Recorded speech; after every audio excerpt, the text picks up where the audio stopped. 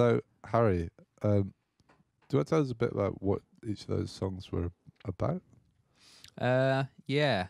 If I go last to first. Yeah, sure. The last song is called Epiphany, and that was written about 5 or so years ago, Right. 4 or 5 years ago. And that song was all about... it was a few things rolled into one, actually. Right. But it was a bit of a pivotal moment in my young life where I realised you don't have to be a dickhead to try and do well. Like, you don't have to be this. If you want to be a go-getter, you don't have to sort of be ruthless in the process. You can still sort of prioritise being a good person and being good to other people while doing that. And in fact, that'll probably inadvertently help your cause. Yeah, so that song's a little bit about that. And I was saying to Alex just earlier about how the lyrics of that song actually make it sound like a lockdown song. if today is the first time that someone's heard that song, it sounds quite relevant. But it was written a few years ago. Right. Okay. Yeah. Okay. Nice. And that's one of a few songs as well that's actually got kind of a happy ending. I realised as I was having a little warm up on it. I thought, oh, this one sort of ends on a major chord with like a nice sort of chronological story of things going from bad to good. Oh. Yeah. From minor to major. Exactly. Yeah. And the song played in the middle is a song called Heat, which will be on this album.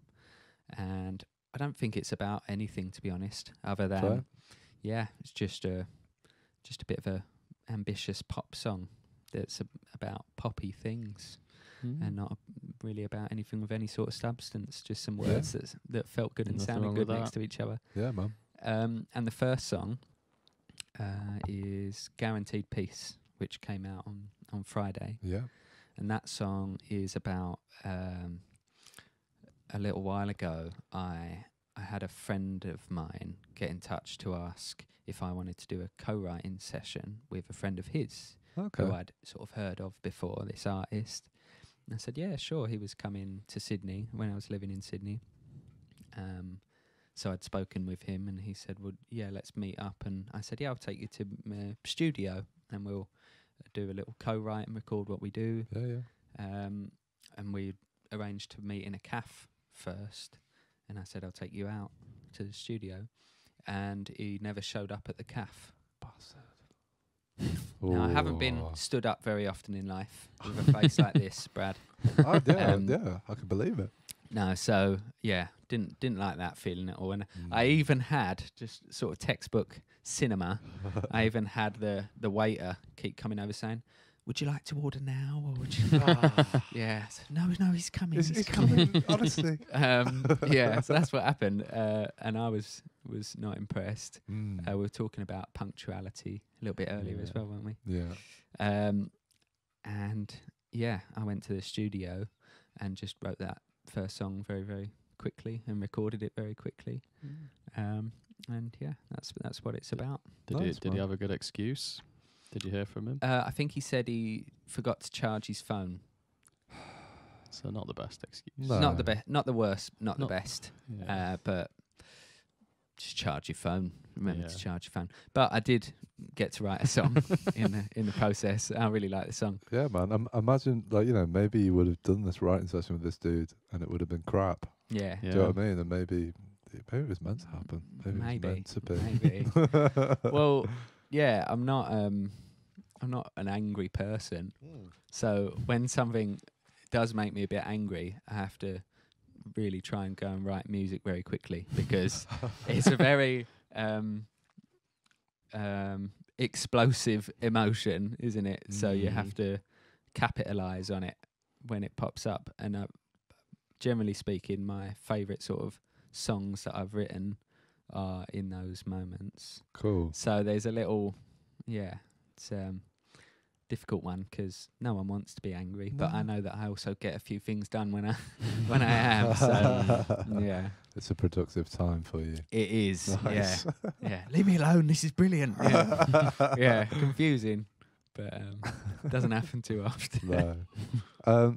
Yeah, I was going like, so with your like writing process, do you have a particular way that you do things, or is it like you said, like when the moment strikes, you just bash it all out, or do you write lyrics for something first and then, or is it, where do you normally start? Yeah, it's sort of changed in different sort of phases, I guess. But I used to write a lot of music just plugged in to just a mic through a PA, maybe a synth through a PA as well, with an electric guitar, and would just play very loudly. Just a lot of wailing and yelping and horrible tape echo sounds, and just as much kind of just filling a room with noise until something very raw about just making a lot of noise that tend to help me get something creative happening. Maybe it's similar to the closest thing to anger, you know. Yeah, maybe. I've obviously I need to see a therapist, I think, is what we're establishing. So I used to write a lot of music like that, plugged in and loud, so it felt like the way it would feel on a stage, and then the other side of that is just the classic, plucking away at an acoustic guitar until you like the sound of something. But these days, it's more so sort of in the mix almost. I like to kind of mix as I go. And I'll often sort of have no idea as to whether there's actually a song in it. It's not like I've written a verse and a chorus or anything like that. It's more I'll just start piecing sounds together, sort of the way I imagine an electronic artist might. Right, okay, But for rock type of music. So I don't know. I don't really have a set way. Just when I think I do, it stops working. So I have to do something else, which I think is a good thing. Yeah, man. Yeah, definitely. And then in terms of like the writing, is it mainly you do it all and then you're doing the producing and stuff towards the finished product, or do you work with other people on those sort of things? Yeah, so usually I'll produce my own sort of recording. Sometimes I'll get someone else to mix it. Sometimes I'll mix it myself. Okay. Yeah, generally, like this album, for example, is sort of 50-50. It depends on how ambitious I think the song is. Okay. If I hear that it's, the song is bigger than my capabilities, then I don't want to hinder the song. But if I feel like I can actually take it somewhere interesting creatively in terms of mixing it, then I'll allow myself to do that. And I'll always give it a go myself first. But I think I'm getting better at identifying when I need to pass this over to someone else. I think you haven't heard the album yet. Harry, mate. But it is changing quite often, and just moving as well means you're in different environments. And I had a studio, and then I had this other place at Brunswick Mill, and then I got rid of that, and I'm now just doing a lot of stuff at home, and that changes the way.